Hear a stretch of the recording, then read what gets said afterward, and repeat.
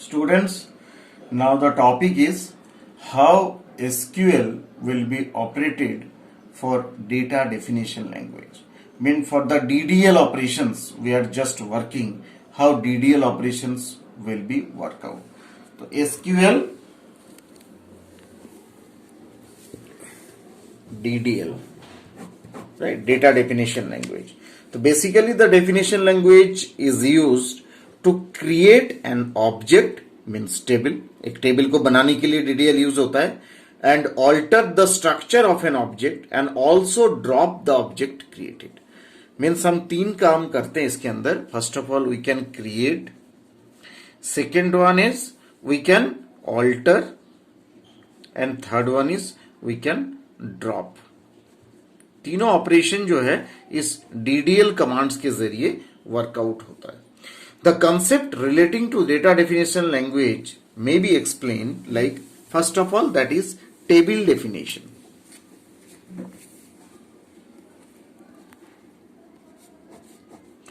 Table definition जो main इसका process है. A table is a unit of storage. ये तो आप जानते हो जिसमें row and column wise data store होगा. That holds the data in the form of rows and columns, right. Basically table इसके अंदर डेटा डेफिनेशन लैंग्वेज के अंदर टेबल डेफिनेशन जो पार्ट है इसमें हम चार पार्ट काम करते हैं. First one is create the table. Second one is alter table. Third one is truncate table and the fourth one is drop table, right. तो हम चार ऑपरेशन करते हैं. टेबल बनाते हैं, टेबल के अंदर कोई मॉडिफिकेशन हो सकता है, टेबल को ट्रैंकेट करते हैं एंड ड्रॉप करते हैं. तो first part that is create. How can we create a table. Create करना मतलब टेबल का स्ट्रक्चर जो है वो डिजाइन करना होगा. टेबल हम बनाएंगे तो कैसे बनेगा टेबल को, और जो पार्ट हम कर रहे हैं वो RDBMS के तहत किया जा रहा है तो कैसे इसकी डिजाइनिंग होंगे. तो tables are basic building blocks of RDBMS, right. ये तो आप जानते हो RDBMS के ही पार्ट है. Table contain certain rows, right. Rows and columns. Rows को हम क्या कहते हैं, टपल्स. रोज को हम क्या बोलते हैं, tuples. And columns those are attributes data in a database. जैसे आपका ये टेबल का एक डायग्राम है. Those are row, different rows, and these are different columns. तो कॉलम्स में क्या रहता है, एट्रीब्यूट्स रहते हैं. Student ID, employee ID, whatever the field you have given. And इसमें रोज के अंदर क्या रहते हैं, रोज के अंदर आपका टपल्स बोलते हैं, मतलब इसके अंदर रिकॉर्ड्स रहता है आपका, राइट. तो we should specify a unique column name also. We should specify proper database along with its width.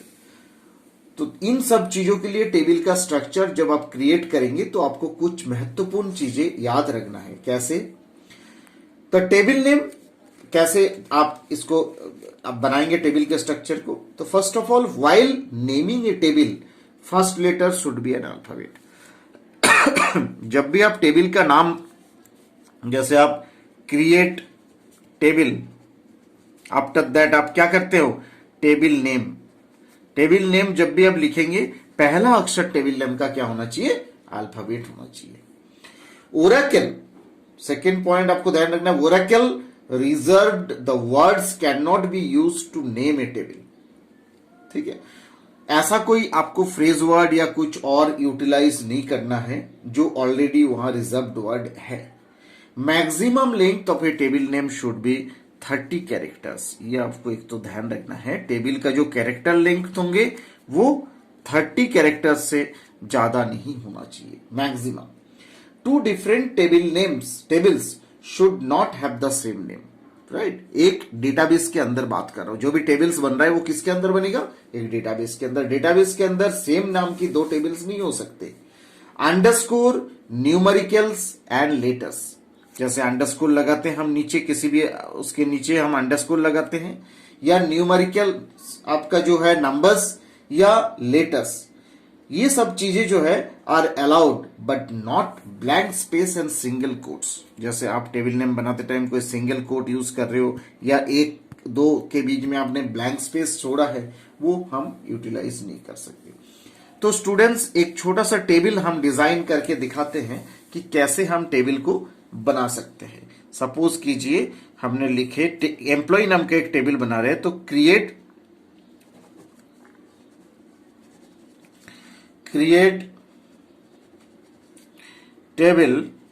Table का नाम क्या है, एम्प्लॉय, राइट। ब्रैकेट ओपन किया मैंने, इसके आगे मैंने लिखा employ,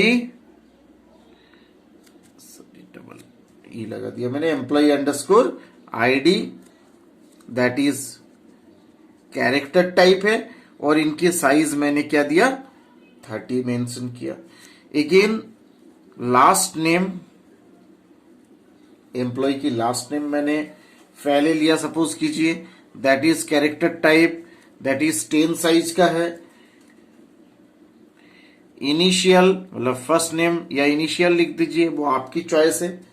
that is again character type, 10 लिया है मैंने, सपोज कीजिए। एड्रेस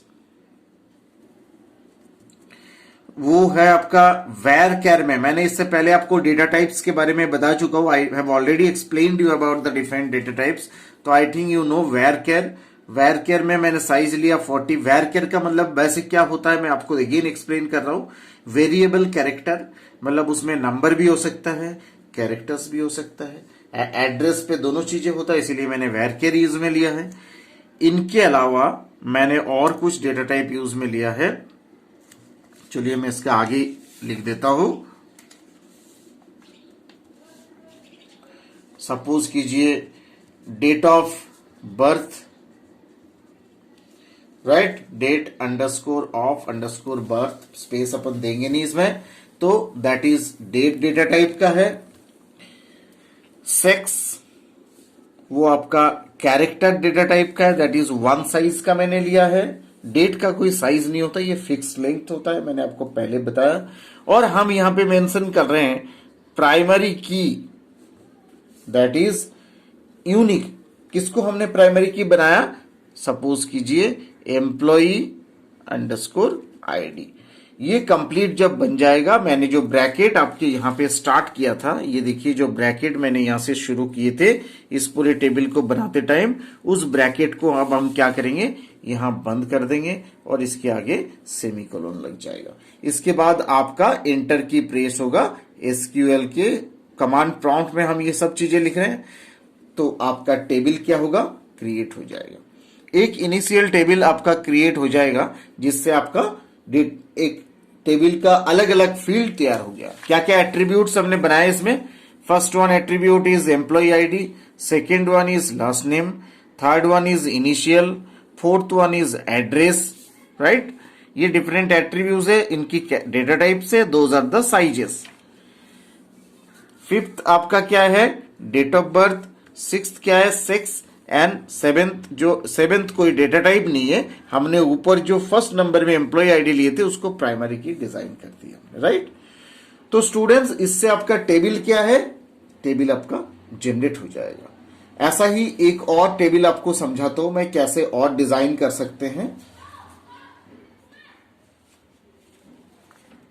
सपोज कीजिए मैंने एक और टेबल बनाया, दैट इज क्रिएट टेबल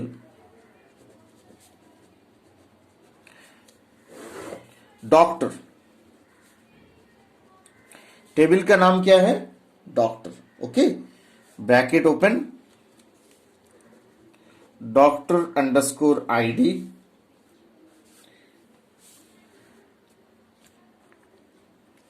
इसको आपने क्या लिया है, सपोज कीजिए मैं इसको कैरेक्टर ले लेता हूं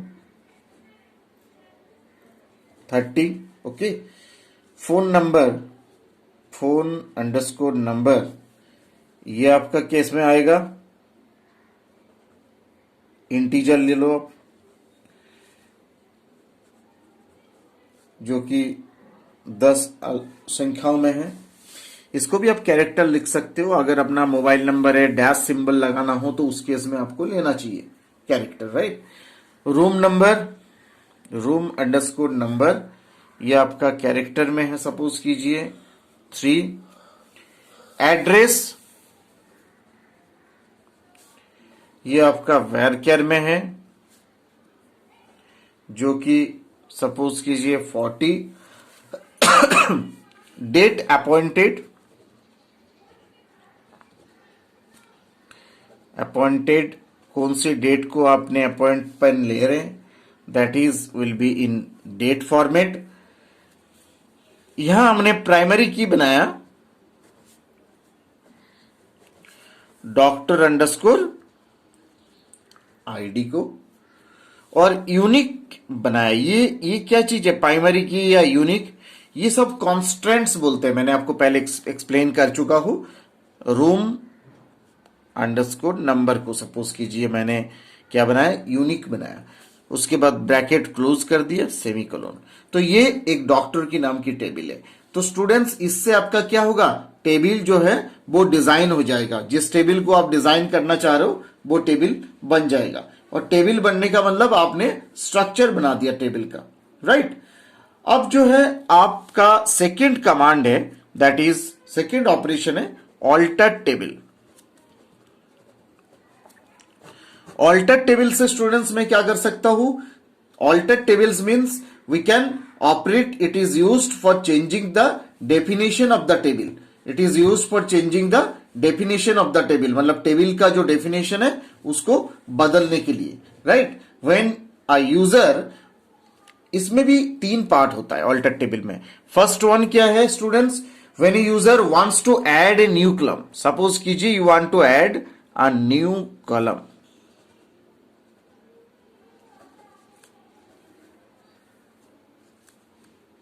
न्यू कॉलम का मतलब आपका ये जो फील्ड नेम था, जो एट्रीब्यूट्स था, इन एट्रीब्यूट्स के तरह आपने एक नया एट्रीब्यूट बाद में, after generation of the table you want to add again, on that time you will have to use the command alter table. आपको आगे इसका एग्जांपल्स के तौर पे समझाया जाएगा, बट अभी आप इनकी पॉइंट्स को नोट डाउन करें। सेकेंड पार्ट, ये किस लिए ऑल्टर टेबल यूज होता है, second, to change the width of a data type, to change the width of data type of any column. मतलब जैसे ये आपका साइज है, 30 यूज में लिया आपने, या 10 लिए, या 3 लिया, whatever you have taken for your attributes size, right. तो that size you can change after creation of the table also. आपने एक बार टेबल बना चुके हो, उसके बाद आप इसको चेंज कर सकते हो। On that time you will have to use alter table command, right. And the third point is to include drop integrity constant, to include drop integrity constants. जैसे कॉन्स्टेंट्स का मतलब मैंने आपको बताया था, प्राइमरी की या यूनिक की। आपने पहले सपोज कीजिए किसी को प्राइमरी की जनरेट कर रखे हो, किसी को यूनिक बना रखे हो, या फिर आपका सपोज कीजिए नल होता है ना, या फिर नॉट नल होता है। तो ऐसा किसी कॉन्स्टेंट्स को आपने यूटिलाइज में ले रखे हैं, उनको आप चाहते हो ड्रॉप करना, मतलब अब हम प्राइमरी की उसको नहीं करना चाह रहे। After creation of all these operations, already you have created the table, after that you want to drop down that constant, means you want to drop the primary key। अब हमें प्राइमरी की नहीं बनाना, भूल गलती से बन गया आपका, उसको हटाना है। On that time you will have to use the command alter table. तो these 3 operations will be performed for working this alter table command. I think you have understood how to create a table for preparing a table under any database, right? And how after creating the table we can use some additional methods for changing the table description using the alter table command. Students, if there is any query regarding these 2 topics, you can ask me. Thank you.